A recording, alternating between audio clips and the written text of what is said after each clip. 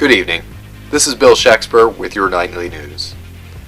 Tonight, 8 are dead in what police are calling the deadliest board meeting in history. The Denmark Corporation has been no stranger to scandal in recent days. CEO and founder William Hamlet Sr. was found dead unexpectedly last month of undetermined causes. Roger Claudius had been widely suspected of having an affair with Gertrude Hamlet, head of the board and wife of Hamlet Sr. Suspicions were all but confirmed last week when Gertrude married Claudius and nominated him to succeed as CEO of the Denmark Corporation. Claudius's contentious appointment as the new CEO drew sharp criticism from many, but none so vocal as Hamlet Jr. The death of his father appeared to unhinge the promising young man.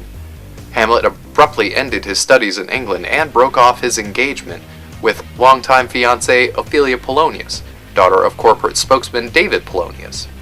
Hamlet then wrote and directed a short guerrilla-style film called The Conscience of the King, a venomous satire portraying the analog of Claudius as a murderous lecher. Denmark Corporation spokesman Polonius dismissed the film's accusations as bitter propaganda from a sick, grief-stricken child, but critics and officials took notice. Federal officials under Special Agent Fortinbras moved to reopen the investigation into Hamlet Sr.'s death. Yesterday, an argument in a private meeting between Hamlet and Gertrude got so violent that Polonius charged the room to subdue Hamlet. Polonius was killed, a victim of what was called a psychotic reaction to Hamlet's paranoid delusion.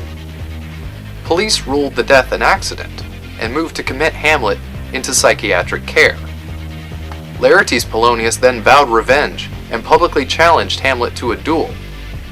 Later that evening, Ophelia Polonius was found dead, drowned in the fountain with a toxic combination of pharmaceuticals and alcohol in her system. We now know that Claudius had employed assassins to attempt to kill Hamlet while being transported into psychiatric care. His attempt backfired in a case of mistaken identity, when junior executives Rosencrantz and Guildenstern were killed in the car that was supposed to have been driving Hamlet. Hamlet was released from psychiatric care with the help of legal wrangling by Robert Horatio, and the two men returned together to Denmark Corporation headquarters to confront Claudius. What followed was described by a deeply shaken Horatio as casual slaughter.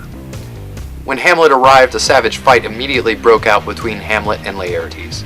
Claudius took advantage of the chaos and quickly moved to poison Hamlet. Claudius's scheme backfired again, and the poison cup intended for Hamlet claimed the life of Gertrude instead, and then Laertes. An already mortally wounded Hamlet then attacked Claudius, and both men died in the struggle. A federal team led by Special Agent Fortinbras breached the compound minutes too late, finding only one living witness in Robert Horatio. Fortinbras described the scene as tragic, but somehow familiar, as if the story had happened before and would likely happen again. This has been Bill Shakespeare. May flights of angels sing thee to thy rest. Good night.